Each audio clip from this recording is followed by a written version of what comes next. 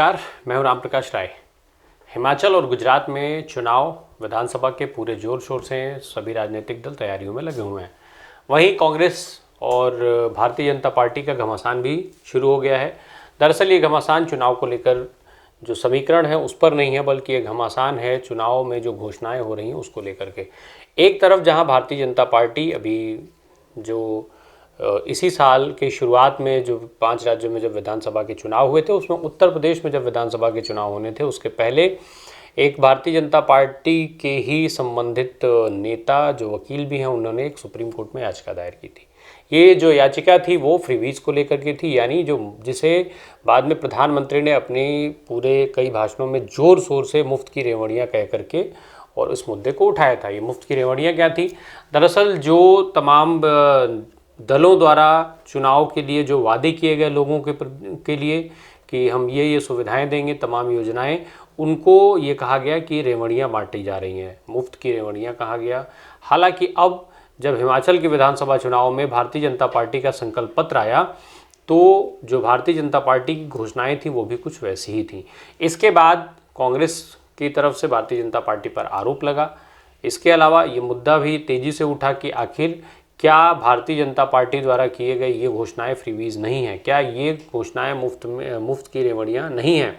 Bharatiya Janata party और खुद प्रधानमंत्री मुफ्त की रेवड़ियों के इस संबोधन के बाद अब जो है जब उनका संकल्प पत्र आता है तो इसमें पूरी तरीके से भाजपा की कथनी में जो है वो अंतर दिखाई पड़ने लगा है, जिसको लेकर के भारतीय जनता पार्टी लगातार कांग्रेस और आम आदमी पार्टी सहित दूसरे दलों पर निशाना साध रही थी। जब घोषणा पत्र आता है तो उनकी घोषणा पत्र में भी चीज़ें ऐसी ही देखने को मिलती हैं।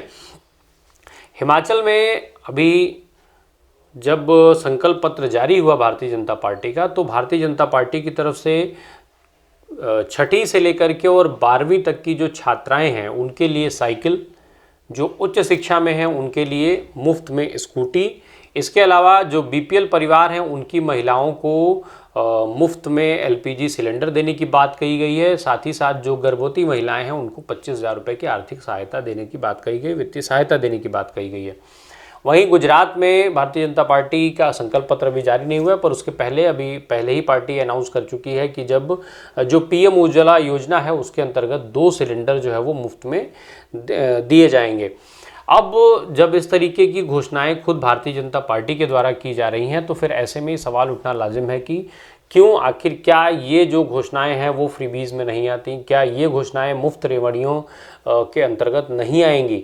ऐसे में भारतीय जनता पार्टी के नेताओं के द्वारा नई दलीलें दी जा रही हैं। भारतीय जनता पार्टी के नेता कह रहे हैं कि ये जो मुफ्त में उपहार और जो कल्याणकारी योजनाएं हैं उसमें बेहद मामूली सा अंतर होता है। वो उस मामूली अंतर को भाजपा स्वीकार करती है, पर जो खुद की घोषणाएं हैं उसको वो फ्रीबीज यानी मुफ्त की रेवड़ियां मानने को तैयार नहीं है। वहीं कांग्रेस का जो घोषणा पत्र आया था, कांग्रेस ने अपने घोषणा पत्र में सभी घरों को 300 यूनिट बिजली फ्री देने की बात कही थी। 18 साल से 60 साल तक की महिलाओं को 1500 रुपये प्रति माह वित्तीय सहायता उपलब्ध कराने की बात कही थी। गुजरात में देखा जाए तो वहाँ भी 500 रुपये में एलपीजी देने की बात कही गई।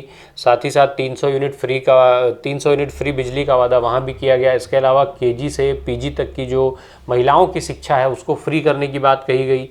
साथ में जो कोविड-19 के दौरान जिन परिवारों के लोगों ने अपनी जानें गंवाई उनके 3 लाख रुपए तक की कृषि ऋण को माफ़ करने की बात कही गई। साथ ही साथ किसानों को मुफ्त बिजली देने का वादा किया गया। ये कांग्रेस पार्टी की तरफ से था। आम आदमी पार्टी ने गुजरात में जो अपने वादे किए थे उसमें 18 साल से अधिक के जो महिलाएं हैं उनको 1,000 रुपये प्रति माह देने की बात कही वित्तीय सहायता के तौर पर। वहीं 300 यूनिट फ्री बिजली का वादा आम आदमी पार्टी ने भी करके रखा हुआ है। बेरोजगारों को प्रति माह 3,000 रुपये देने की बात आम आदमी पार्टी ने कही हुई है। वो जो खुद अरविंद केजरीवाल जब गुजरात में थे तो उन्होंने हर परिवार को 27,000 रुपये हर साल बचाने का वादा किया था कि हर परिवार को 27,000 रुपये हर साल बचा के देंगे। इसके लिए उन्होंने कई सारी चीज़ें भी गिना दी थी कि किस तरीके से शिक्षा पर पैसा खर्च हो रहा है वो बचेगा, किस तरीके से स्वास्थ्य पर पैसा खर्च हो रहा है वो 5,000 रुपये बचेगा, बिजली पे 3,000 रुपये बचेगा, शिक्षा पे 10,000 रुपये बचेगा। साथ ही साथ महिलाओं को घर की 3 महिलाएँ जोड़ लीजिए तो 3,000 रुपये वो मिल जाएंगे। इसके अलावा 2 बेरोजगार जोड़ लीजिए तो उनको 6,000 रुपये मिल जाएंगे। तो इस तरीके से 27,000 रुपये हर साल बचाने का एक आंकड़ा उन्होंने 27,000 रुपये बचाने का एक आंकड़ा अरविंद केजरीवाल ने पेश किया था, वहाँ के लोगों से इसका वादा किया था।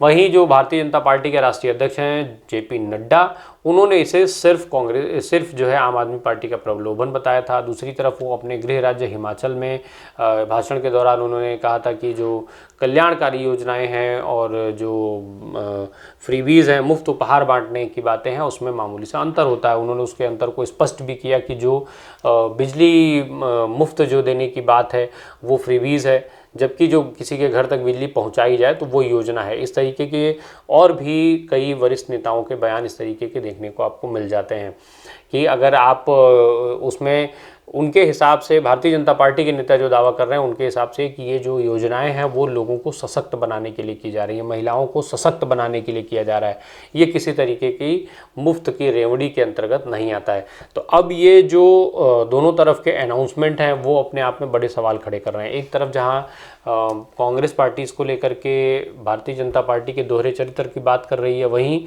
भारतीय जनता पार्टी इसे कल्याणकारी योजनाएं और लोगों को सशक्त बनाने का माध्यम बता रही है, सशक्त बनाने वाली योजनाएं बता रही है। वो मुफ्त की रेवड़ियों से इन सारी चीज़ों पर इनकार कर रही है।